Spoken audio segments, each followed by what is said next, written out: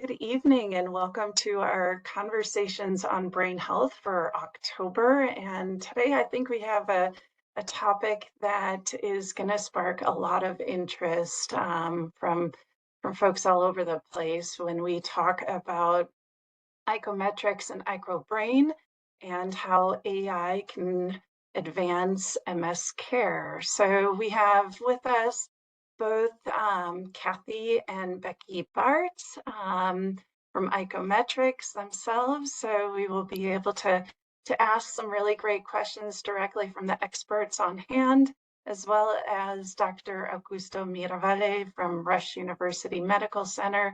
As several of you know, he is the MS Division Chief for Rush, as well as neuroimmunology. So, and lastly, not least, we also have Jules Skoda from the MS Center as well joining us, and she will be working very closely on um, the iCompanion project at Rush.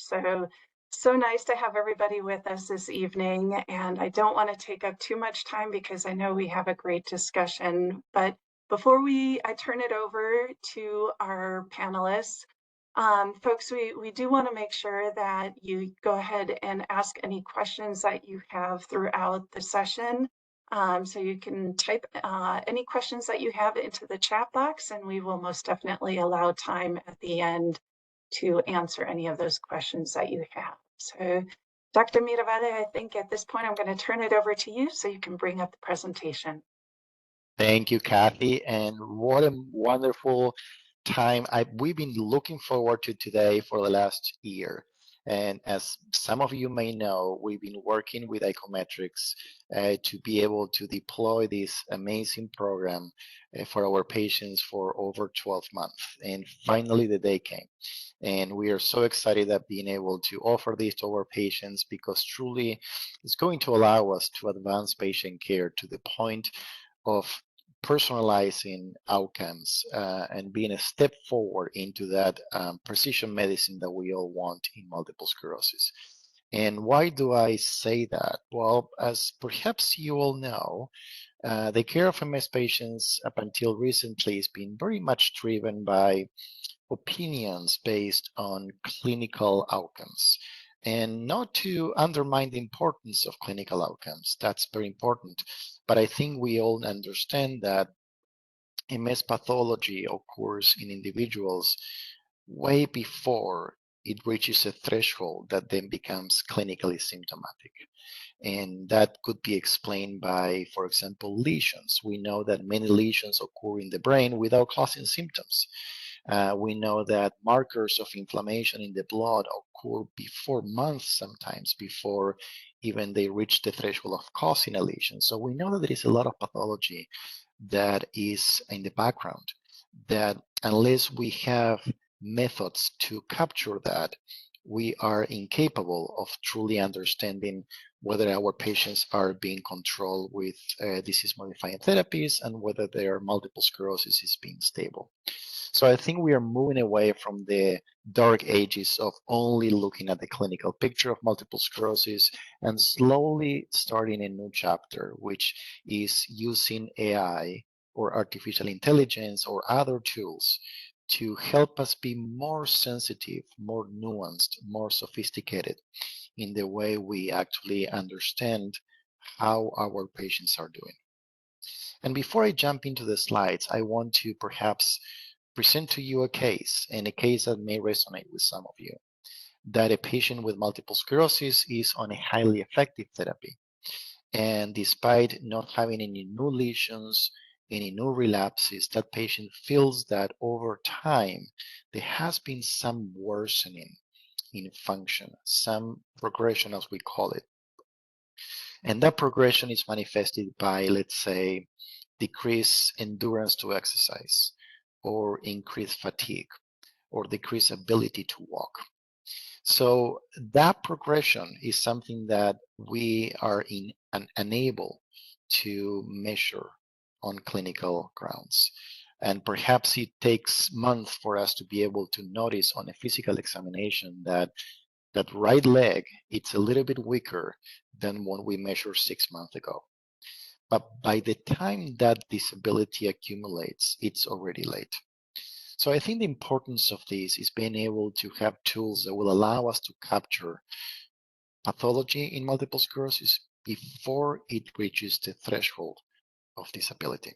So that's why we are all excited about this. I think this is the first of hopefully many steps that will allow us to better serve our patients, better be able to understand how multiple sclerosis is being controlled by the disease. So hopefully you can see my slides. And what I have for you today, like many times we do these conversations on brain health, I like to start with some basic review of science and the biology and kind of like set the groundwork here to be able to understand why we are excited about Icometrix, and then I will let Becky and Kathy explain to us what this software is going to do in our MRIs. So I'm going to skip the first slide. I think you are all familiar with MS, but this is what we were talking before. So if we just look at the clinical course of multiple sclerosis, we identified that early on, the disease may cause relapses. And these relapses look like a sudden onset of disability that at least lasts for 24 hours, but most of the time lasts for days or weeks. And then after each relapse, there is this partial recovery or improvement that rarely goes back to a complete recovery. There is always some accumulation of disability that happens over time. And of course, as we age and as our patients age, the frequency of relapses decreases, but the likelihood of complete recovery also decreases. So we see that there is this slow accumulation of disability that over time continues to happen if we don't treat or we don't intervene. And there is a term that we recently coined that we use to explain the disability that is known now as relapse associated worsening, or RAW. So RAW is the disability that comes as a consequence of incomplete relapses. If we do MRIs, which we should, we notice that not all the lesions that could happen on a brain MRI will result in symptoms. And as a matter of fact, we see that in the upper part of the brain, something we call the supratentorial compartment of the brain, most lesions will be asymptomatic. And that's why you see that here in these dark blue stars that represents lesions on MRI, the number of lesions usually is higher than the number of relapses. And if you participated in our brain health program, you learn a lot about what is the brain reserve. And we explain about the fact that the brain reserve is that part of the brain that is there to support other functions. The brain reserve is there to help us learn new things. It's kind of like our savings account in the brain. So it's that there to support future purchases, in the case of the brain, to support future activities, but also the brain reserve helps to compensate for aging, which all of us, we are aging, like it or not, but also the brain reserve helps to compensate for disease states. So in case someone has a new lesion from multiple sclerosis or a stroke from other reasons, the brain reserve is going to be able to hopefully rewire itself through a process that we call plasticity and compensate for that function. So early on, MS usually causes lesions that mostly preferentially affects the brain reserve. And that's why you don't have necessarily symptoms from those lesions. But there is a price that we pay by using or utilizing the brain reserve early on.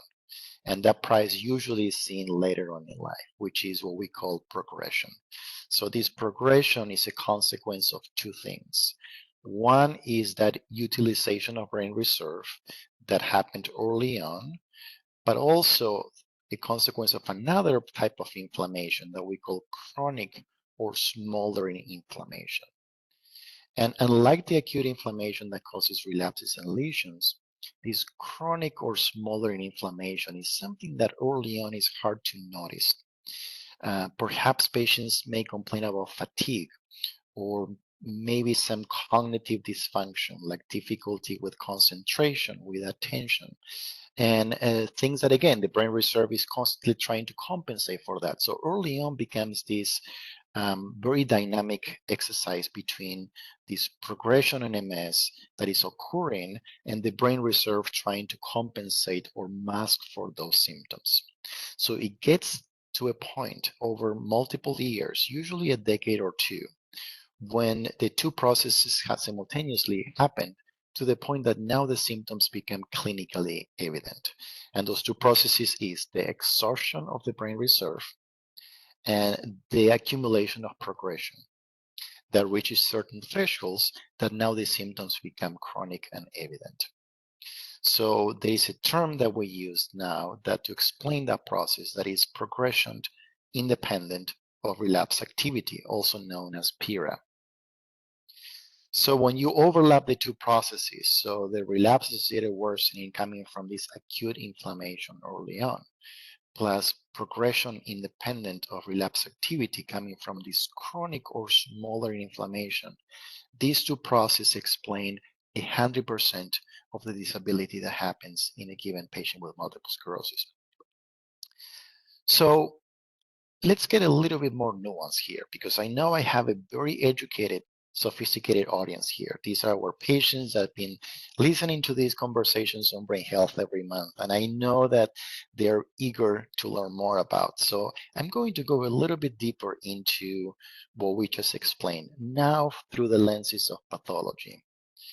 So we talked about acute inflammation, and this brings us back to why will someone develop multiple sclerosis? Of course, we don't know the cause, but we know that there is at some point a deficit in the immune system that is no longer able to not respond, I'm sorry for the two negatives, to self-antigens. So the immune system at some point loses the tolerance that our immune system should have to not responding to self-antigens. So that loss of that tolerance is perhaps driven by genetic factors. And we don't truly understand why certain people with certain genes have this dysfunction in the immune system that all of a sudden becomes more prompt to respond to self-antigens. But when you have that immune system that is potentially autoreactive, then you need a trigger. And that trigger is many things that we know that now serve as risk factors for MS. Perhaps the strongest one is Epstein-Barr virus, the virus that causes mono. But also we know that smoking, vitamin D deficiency, childhood obesity, those are triggers, those are risk factors that actually add points into the overall risk of developing multiple sclerosis. So when that happens, and all of a sudden you have an army of autoreactive immune cells that learned to react to self-antigens. And in the case of multiple sclerosis, those antigens are in the myelin. So then what happens is this proliferation of immune cells will start to replicate. And that happens in the periphery outside of the brain. And when you have this pool of autoreactive cells, they're going to try to go to the brain and find that target that they learned they need to react against. And that target is nothing else but myelin. So that now happens inside the brain. And all of a sudden, you have this amount of cells that are invading the brain, and they have only one purpose, and that purpose is to react against myelin and try to destroy that. So what is the port of entry? How do these cells get into the brain?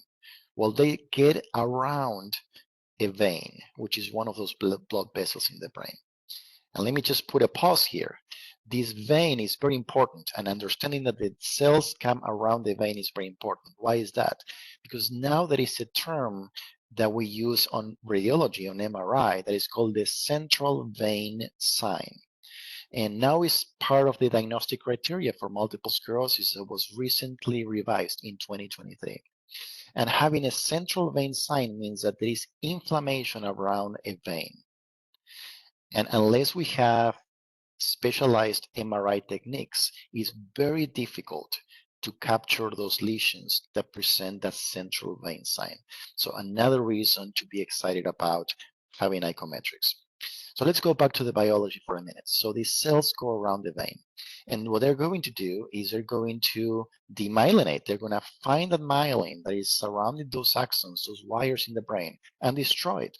And as they do that, as you can see in A and B, these blue cells, which are the immune cells in B, they're going to cause demyelination and destroy those green dots that you see on the slide. Those are the myelin. If you do an MRI at the time, you're going to see that white dot on the brain. So those white dots that perhaps you've seen on those MRIs are nothing else but the scars that come from this attack of the immune system to the myelin. And multiple sclerosis, the name itself means multiple scars. So basically the name was coined to explain this pathology, this acute inflammation that happens early on in the disease. But we talked about another type of inflammation, something called chronic or smoldering inflammation. So what happens here is that after that acute inflammation gets resolved, these autoreactive cells don't leave the brain. They linger inside the central nervous system, something that now we call compartmentalized inflammation. So all of a sudden you have these potentially autoreactive cells that linger inside the brain. And they're not doing much. They're doing a very slow, below the surface amount of inflammation, something that now has a term called smoldering inflammation. And what is that? How can we measure that? Well, it's very difficult. One way that this smoldering inflammation can be measured is by measuring the size of the lesions. So some lesions will slowly continue to enlarge. Now we have a term for that called slowly enlarging lesions or cells. It's very difficult to measure the size of the lesion with the naked eye. So unless you have tools on MRI that will allow you to measure volume of lesions, it's virtually impossible to truly see if a lesion is growing. But that slowly enlargement of the lesions is one of the clinical manifestations of this smoldering or slow inflammation. We also know that these cells like to stay in the brain and they aggregate, they cluster in follicles that we call now tertiary lymphoid structures. And those are primarily composed of B cells. And perhaps you're familiar with anti-B cell therapies. And one of the reasons why they work so well is that, among other things, they help prevent the formation of these ectopic B cell follicles, particularly when used earlier in the course of the disease. So if we go back to our cartoon of how a lesion is formed, well, over time, these chronic lesions will slowly enlarge. And as you can see on C here, these blue cells, which are the immune cells, will remain active, particularly in the periphery of the lesion. And now we can, with certain MRI techniques, we can actually measure that peripheral activation of inflammation that happens in the border of the lesion, something that we call the paramagnetic rim lesion. So that is a way to actually understand if a lesion is slowly growing. So this is how a paramagnetic rim lesion will look like, which, as you can see here on B and C, looks white, but if you pay attention in that red arrow, there is a very fine line of dark signal. And that dark signal is that slow progression of the lesion that is slowly enlarging.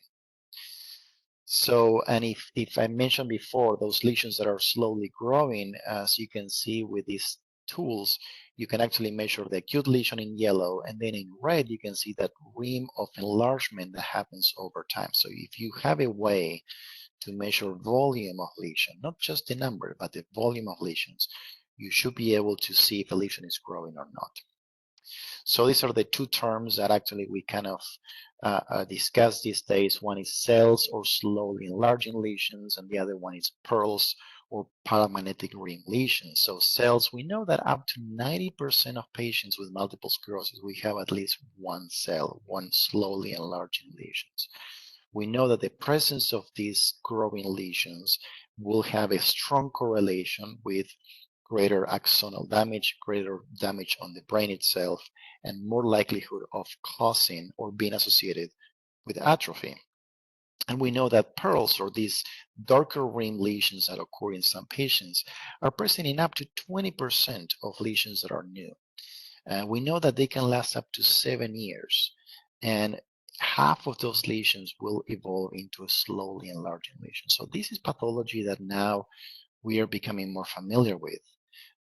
But unless we have softwares on MRI that will allow us to measure these things, it's virtually impossible with a traditional standard MRI to see if a lesion is growing or if there is any presence of a paramagnetic rim.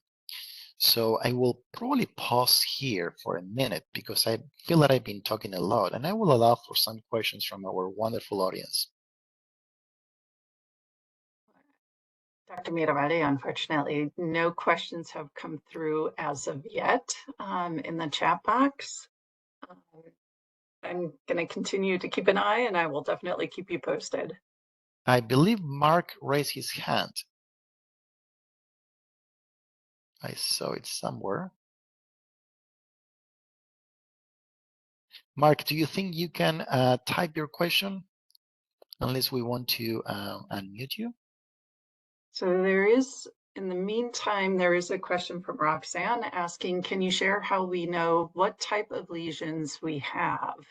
Is it on the MRI report? Yeah, so that's a great question, Roxanne. So up until now, we can't, right? So when we look at traditional standard MRIs, all we get is a report from radiology telling us, are there any new lesions? Are there any lesions enhancing if we use contrast? But unfortunately, our standard MRIs, they don't allow us to know if those lesions are growing and much about the pathology behind the lesion. So that's why it's exciting to be able to have AI that will actually look at the traditional MRI sequence and actually give us a little bit more information with the sequence that actually we do. So this is kind of like the reason why we are excited is being able to finally have data about this pathology that we know is happening. I think next there was a question around how does a patient identify the MRI they need? Well, we'll get there, but let's first now open up I'm going to share my slides one more time, and then I'm going to have Becky and Kathy talk to us a little bit more about Icometrix. And I'm going to get you here, Becky. I believe this is your first slide. Is that correct? It sure is. So, boy, this has been a really good talk so far, and a lot of what Dr. Miravalli is saying is a lot of what I think we'll be able to help with our IcoBrain report. He talked a lot about neuroinflammation and how that kind of can progress into a more smoldering MS. And so at Icometrix, we're really trying to really help physicians, according to the guidelines, identify better whether patients have whether the neuroinflammatory portion of the disease is really active, and or whether the progressive part of the disease is taking over, the progressive without relapse, that smoldering side, and how much brain reserve is really left.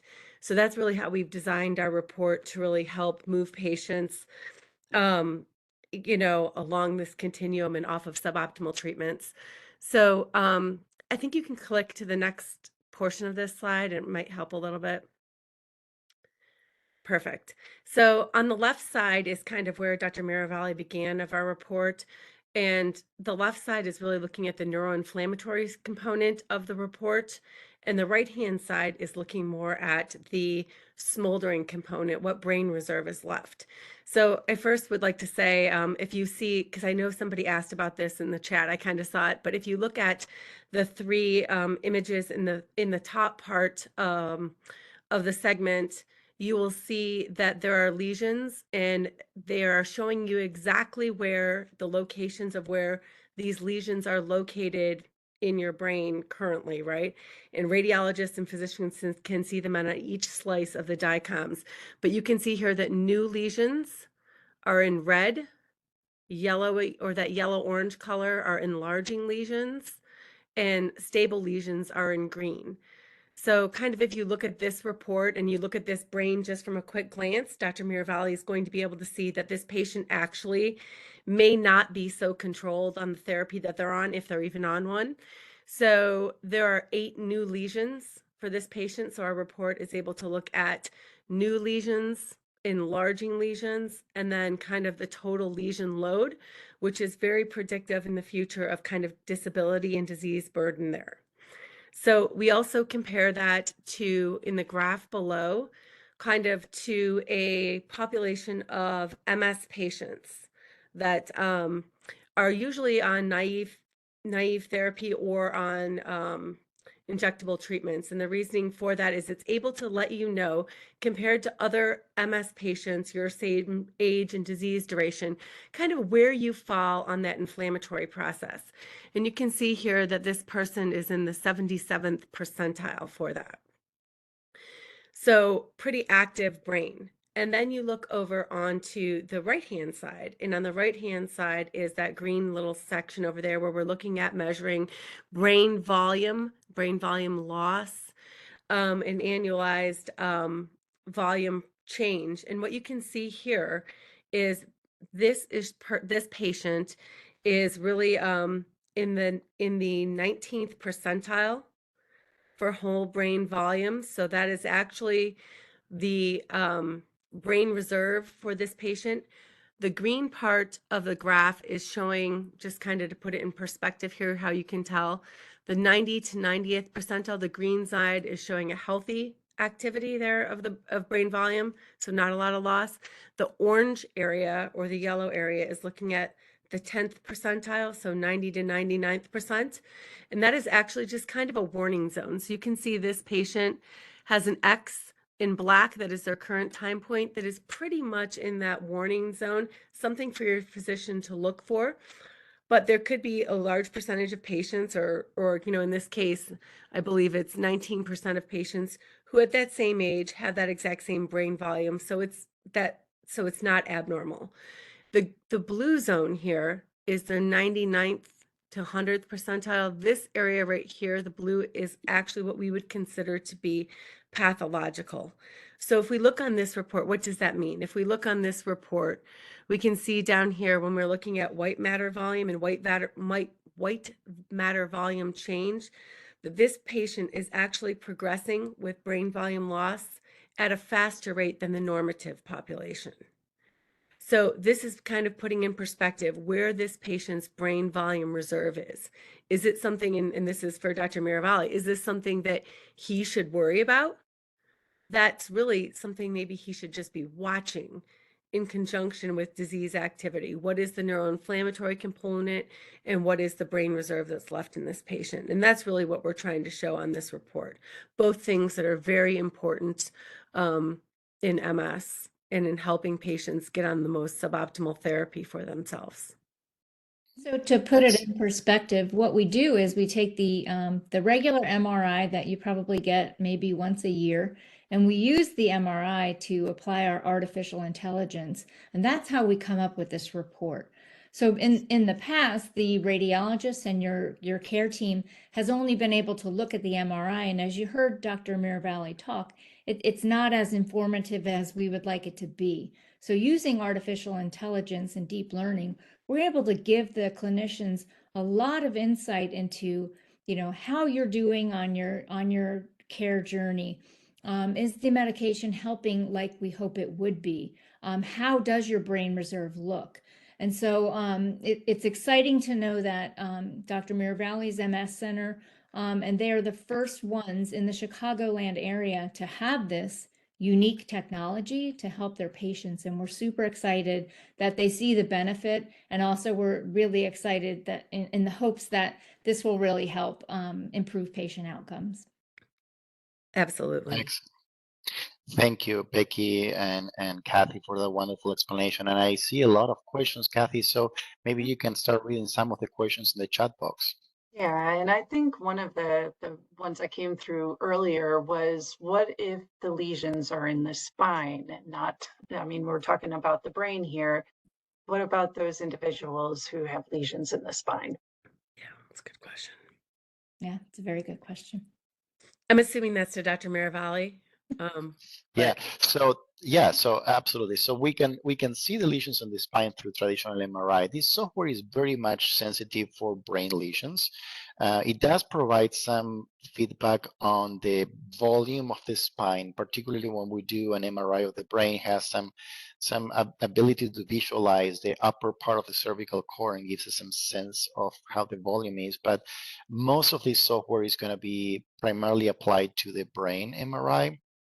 Um, lesions on the spine, for the most part, are relatively simple to capture in traditional MRI. So I think most of these nuance and pathology becomes more important on the brain. So I think this particularly when it comes to volume and slowly enlarging lesions, that's kind of like something that we need to have the tool particularly for the brain. So I don't think this is going to require much in terms of spinal cord imaging. Excellent, thank you. And this is a question regarding if we can tell if a lesion is growing. Do we have a way or some kind of a means to stop or reverse that growth with this type of information that we have? Yeah, so this report is going to, and perhaps this is a good opportunity to explain this. So this is nothing different to any type of information we get from clinical care. This is nothing different to a lab result, to an X-ray, a CT scan. This is a tool, but then we have to put that into a clinical context. So that's when the discussion with the patient on a one-on-one basis will occur, saying, well, you've been on X medication, and now we are seeing this trend. We are seeing that the MRI is showing X percentage of your lesions are growing. We are also seeing that perhaps the brain volume is decreasing at a rate that appears to be faster than what we want. And then, clinically, you feel perhaps more tired, more fatigue, and there's progression. So all of that indicates that your disease may not be optimally controlled with your medication. So it's very likely that when using all this information, we might be able to advance your care and perhaps change medications. In isolation, none of these tools are going to give us 100% of the answers. And I think that's perhaps a mistake, and hopefully we will never get to the point in which a single tool, a single report is going to be used as the only evidence we need to change medications. I think this is one more tool in our toolbox to be able to understand what is happening. Fantastic. And I think this is probably a question that everybody is wanting to know. So when is this type of MRI technology available? And I think kind of piggybacking off of that, can this technology, does somebody have to come in and do a new MRI, or will it be able to be applied to former MRIs that have been done? Yeah, so now we are officially ready to go, and I think they're going through the test run for the month of October to be able to make sure that logistically all the steps are in place. So I will say that we will be ready for prime time in the month of November, which is a few weeks away. Once this is ready to go, then all of this analysis happens after the MRI is done. So when the sequences are taken, then they're sent to Icometrix. They will run the software, and then they will send the information back to Rush. So I know that logistically, one of the key components is the MRIs have to be done at Rush or any Rush facility in order to guarantee that the quality of the images are going to be sufficient to be able to capture this type of pathology. And that's why it took so long, because we have to make sure that we look at our sequences, our scanner, the field, the strength, and make sure that all of that is in place so we can actually run this software post-processing. So it's going to be difficult to run this in an MRI that is done elsewhere. And we could run that, but I think the quality of the report is going to suffer. So for that reason, we will be only running this on MRIs that have been done at Rush. Eventually, we could, if needed, go back to an MRI that was done before and request to run this software and see if we can compare to the new MRI versus the previous one. And please, Becky and Kathy, correct me if I said something inaccurate. No, you're correct. And the only thing I wanted to add is that the report is able to also, Dr. Miravalli is able to see one time point on the report if he wants to see, like if this is your first MRI scan that he wants to use AI software on, but also able to then, like he mentioned, if you're doing it at Rush, compare over time. So each time you come in for your MRI, they will be able to run this report and compare how things have changed or progressed or stayed the same in your disease. And many time points then can be listed on this report so that you can follow how that's tracking over time. And Excellent. so any provider at Rush will be able to use this. So it doesn't have to be only my patients. So any patient that are part of the MS group here will have the ability to have this software included in the MRIs. This next question might be more pointed to Becky and Kathy to answer. So is this type of technology currently only available in the US or is it also available in Canada? Ah, that's a really good question. So it is available in other places in the United States, and I don't believe we have any users in Canada as of yet, but there's no reason why that couldn't happen. So we're found all across the globe in different parts of the U.S. And then yeah, we'd love to bring this technology to Canada as well. And And do you want to this is expand?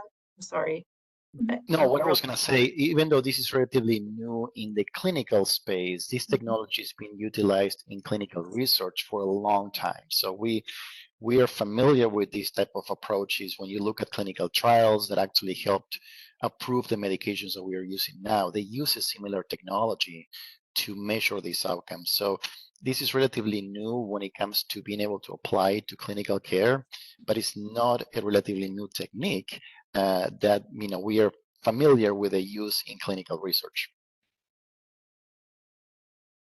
And maybe to expand upon, because there is a question here from an individual that says their insurance obviously dictates where they can go. How many other centers across the US currently are using Icometrix and IcoBrain? Yeah, we're at over 300 centers. However, this is the first Rush in Chicago is the first Chicago site.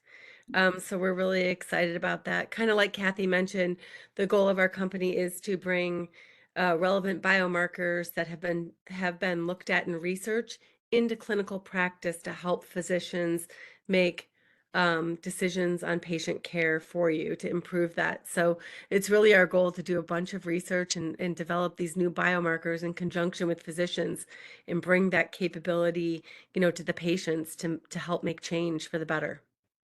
And just to expand on that, so the cost of these will not be reflected on a patient's insurance or bill. So this is a post-processing software that actually Rush as an institution, we absorb the cost for that. So this is not going to be additional cost to the patient.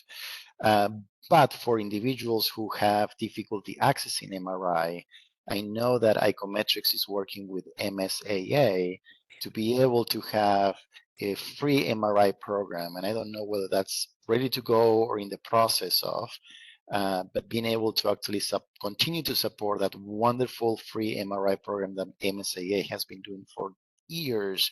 And at some point they had to stop due to lack of funding.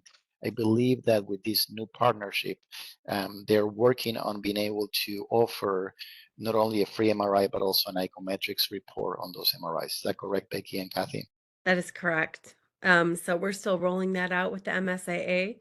So I would say look for that, later in the year, if not the beginning of next year, but we are in the process of making that happen. There are a lot of sites through the MSAA, so there's a lot to roll out. Mhm. This is And exciting. for those that asked about the insurance question, this is starting to be covered by some insurances, not everyone, but it is starting to be covered and reimbursed by some. So that's again something that we do as a company. We lobby these different insurance companies, presenting the evidence to say that this is important in patient care. So that's, along with the science that we do, we're also aware that that part of it is also important. Excellent. Yeah, I think we covered most of the questions in here. There's one particular questions about compatibility. If somebody has a stimulation device or a pacemaker, um, would there be any complications? So Not for outside our of. report, just goes off the standard MRI. So that's no different. Any type of implant would have to be cleared by the MRI facility before you would have your MRI. But that's a very good question and something to keep in mind. And then there's just a question that came in after us discussing MSAA. So wondering, do the MSAA sites can use this, but not other hospitals? Yeah, so I don't know details, and I don't think those details are being public yet on how this is going to be implemented. I know that it's kind of exciting news to know that this is coming in the future, but I don't think that's been shared with any of us how this is going to be rolled out. Um, but in the meantime, I will say, if you are in the Chicago area and you want to have access to this type of software, the best way to access this will be to do an MRI at Rush, and then we can use this type of software. Otherwise, I hope, and as Becky and Kathy said, that more sites will continue to work with Icometrix. So I think the hope here is that this type of reports will be made available to any site in the future. Absolutely. But wait, there is more. So if you thought that this is all we can offer here through AI, I think that perhaps the next development is equally exciting, and that has to do with our ability to capture information from our patients outside of the clinic visits. So as you perhaps experienced, we see you every 6 months and we spend 30 minutes, and then we talked about MRIs and lesions and medications, and then what about the symptoms that perhaps you experience every month or every week or every day? And what can we do to be able to capture that information? So for that, we are also using AI, and like with any AI tool, you need a human behind it because artificial intelligence without a human behind it is useless. So we have that wonderful human with us, and I would like all of you to meet her. Her name is Jules Coda, and Jules, I would like for you to introduce yourself.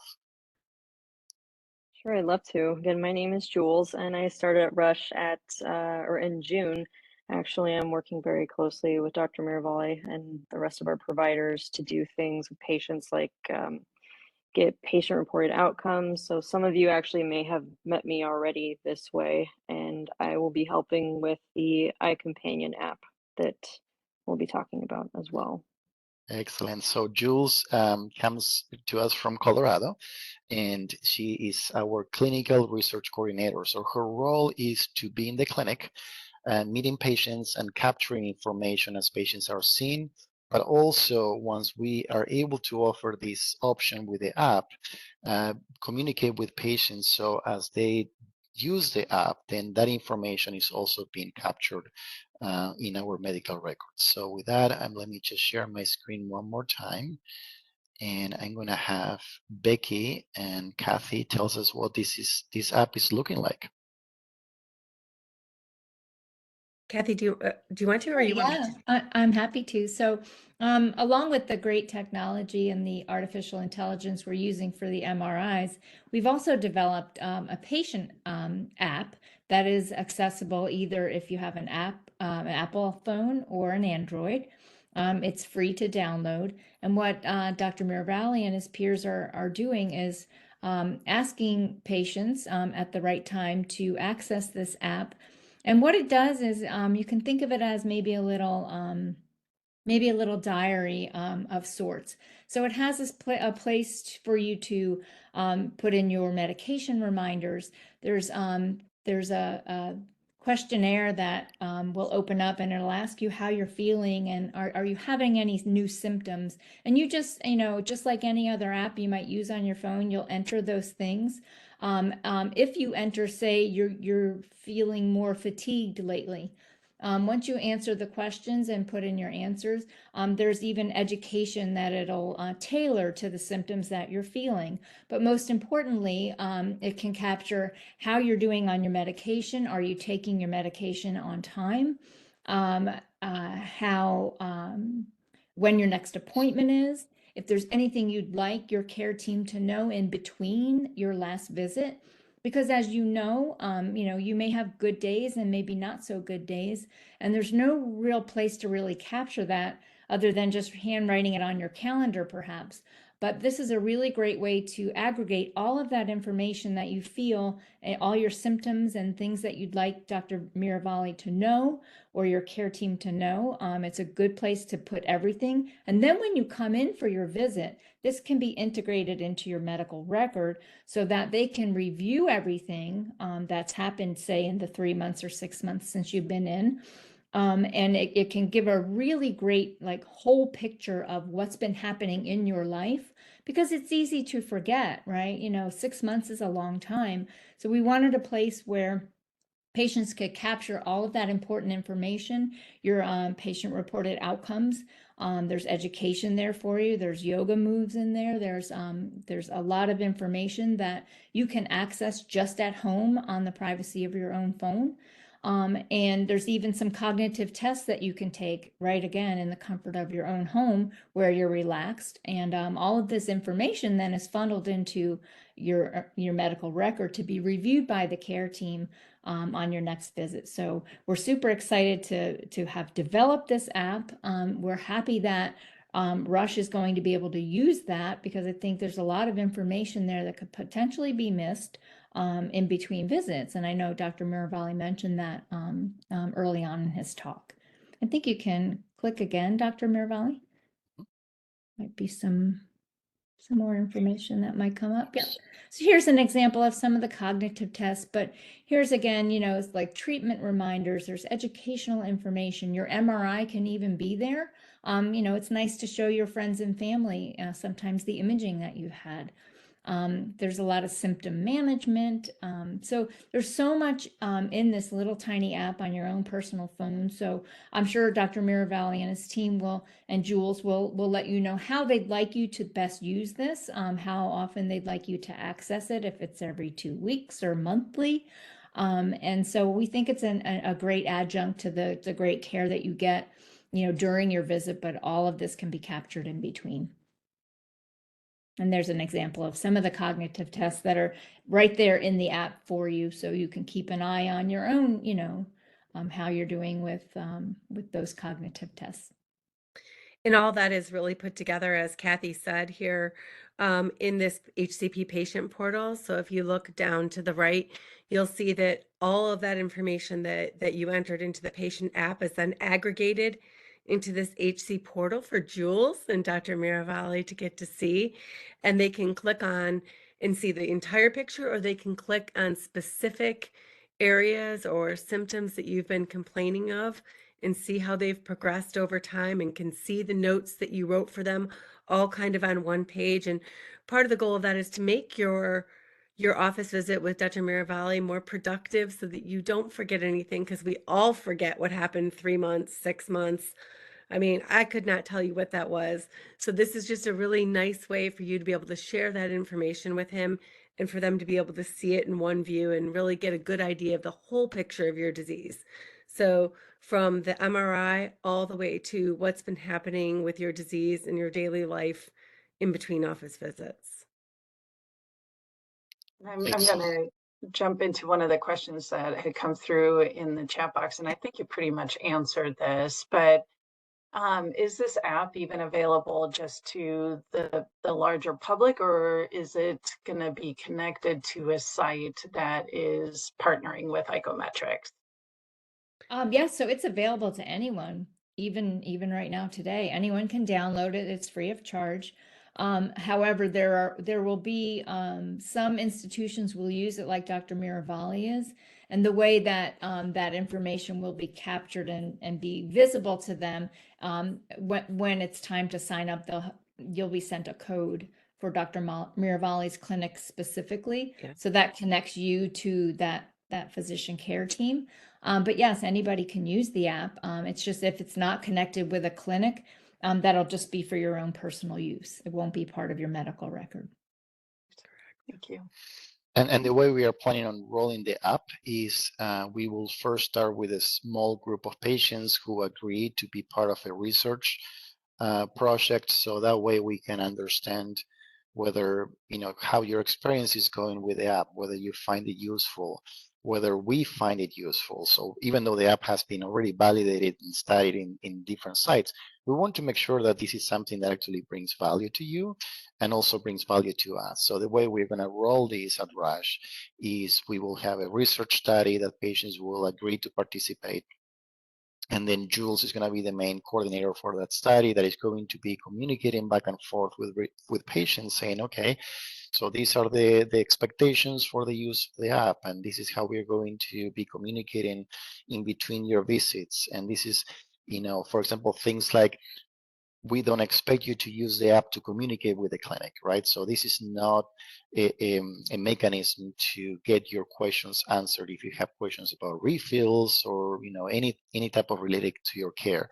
So this app is primarily to be used for you to keep track of your symptoms in a non-urgent matter. So when you see us in the clinic in 3-6 months later, we can actually look at that as an aggregate. But this app is not going to be used to address urgent clinical questions. So all of those kind of expectations will be described to our first patients when we enroll them into the study. And after we all feel comfortable, this is the way to go, we might be able to roll this into any patient as part of the clinic. Super exciting. Fantastic. I don't think I said, though, just important to say that the app is free to download on your iPhone. So I think that's kind of an important question in case patients had any questions about that. It's something you could do tonight if you're interested in just looking around. Oh, yeah, if you want to play with the app, go for it. Yeah. It's free, as Becky mentioned. It's called iCompanion. You can download it, and you can start collecting data and using it so you become familiar. The main difference is that that information will just stay on your cell phone. When we are rolling this into the clinic, the main difference is that as you enter that information, we should be able to capture that in your medical records, so it becomes more of an integrated process. The question is, a companion app on Apple or for Android? It's actually on both. So if you have either phone, you can see it in the App Store. Lovely. I think we've captured most of the questions. I know if I could go back to some of the earlier questions that was more around, is the technology useful for primary progressive MS? Dr. I'm Murphy, sorry. do you want to answer that? That's Yeah, probably I was reading the questions, Kathy. Can you repeat the question one more time? Absolutely. Is the technology useful for primary progressive MS? Yes, absolutely. Yeah, so when we talk about pathology in multiple sclerosis, that applies to both primary progressive or relapsing MS. So we should be able to get meaningful information whether you have relapsing MS or primary progressive MS. Okay. And I think most of the other questions have pretty much been answered. So I saw a question there saying, I've been instructed by my previous doctor to always do the MRIs at the same facility. If I want to have this software, is it okay to change to Rush? So yeah, that advice we all have said in the past, say, well, don't change MRIs because new MRIs can introduce a new sensitivity and may result in your MRI looking like you have more lesions when indeed actually the MRI is just a different sensitivity to capture no lesions.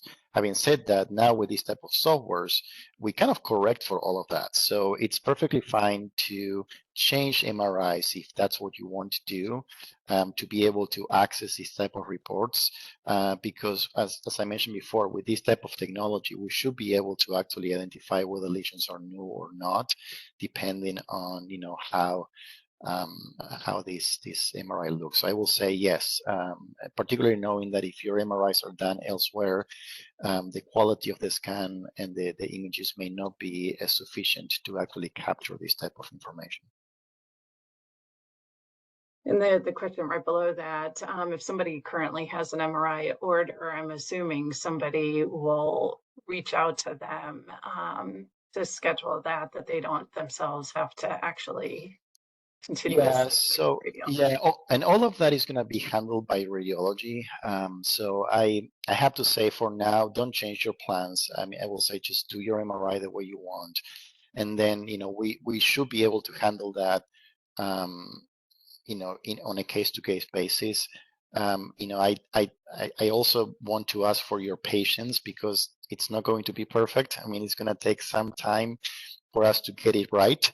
It might, require a couple of phone calls and make sure that, we do send the MRIs to Icometrix, and that might take a little bit of time, but just bear with us. We're going to get it right. But at some point it might be, and I believe that some point is as early as November, that any MRI that is ordered under the multiple sclerosis diagnosis at Rush will include this report by default.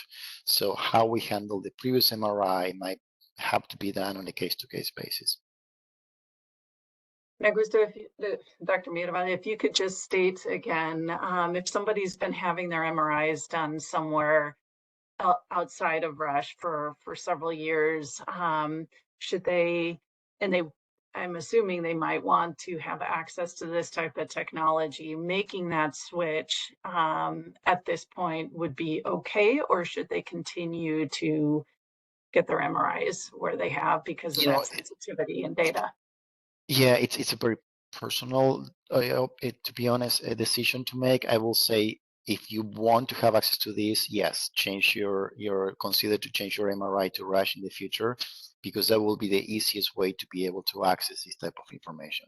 And I don't think you're going to, in a sense, lose much in the process of transferring from MRIs, because again, any potential changes on sensitivity on the scanners perhaps will be controlled by the post-processing analysis. I think that pretty much just answered the question below that. Will the new MRI technology be able to compare results from the traditional MRIs taken? No, but as Becky mentioned, as we continue to do this in a longitudinal way, then you can see the trajectory of certain outcomes. So let's say brain volume. The report is going to tell you the actual volume of your brain, and also is going to tell you how that compares to a population of individuals with and without MS. And then longitudinally, as you do your next MRI 6 months later or a year later, should be able to compare how your volume looks compared to the previous MRI. So that way, the more data sets that we accumulate over time, the more we can continue to look at that trajectory, whether things look stable or things perhaps look a little bit more worrisome. Correct. And I would say that's really the advantage of the AI software, right, Dr. Miravalli, is that when you are looking for subtle changes over time, AI is very good at picking up subtle changes. And it may be more difficult sometimes for the human eye to see that subtlety. But obviously, this is still a tool for radiologists and neurologists to work together for patients. But this is where AI really shines. Yeah. Excellent. Well, I believe we are at the top of the hour, so I just want to say thank you to Becky, Kathy, and Jules for joining us today. This is really exciting, and I just can't wait to start this collaboration. And Kathy, I'm going to pass it back to you. Yeah, no, absolutely. I also want to thank Kathy Hampton and Becky Bards from Icometrix for joining us this evening, and to give us this update on some of the really exciting technology that is coming out, and the fact that Rush is able to partner with you folks is fantastic. So thank you for joining us this evening. We will have our next conversations on brain health the second Monday in November, which I believe is November 9th. And we will be looking at research updates that have come out of the ECTRIMS conference in Copenhagen. So we will highlight some of those research updates that were part of that conference as we go into November. So thank you all for joining us this evening. And Thank you So all. much for Thanks for having us. having We us. really appreciate it. Bye, yes, everyone. thanks so much. Take care. Have a good night. Bye.